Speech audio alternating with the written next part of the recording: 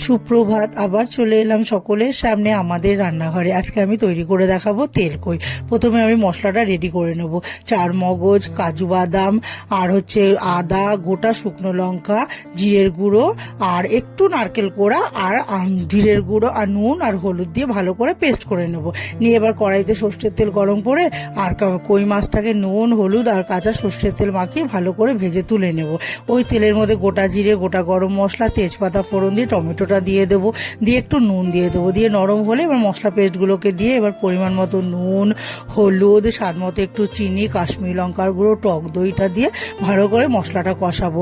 আর এবার যখন তেলটা ছেড়ে আসবে অল্প অল্প করে আমি নারকেলের দুধটাকে দিয়ে মশলাটা কষিয়ে এবার পুরো নারকেলের দুধটা দিয়ে মাছটা দিয়ে দেবো, দিয়ে একটু ঢাকা দিয়ে দিব। তারপর যখন ঢাকাটা তুলে দেবো, ফুটে গেছে, তখন দেখে নেবো তেলটা পুরো ছেড়ে এসছে, তখন ঘি আর গরম মশলা দিয়ে নাড়িয়ে চাড়িয়ে নামিয়ে নেবো। তাহলেই তৈরি হয়ে যাবে তেল কই।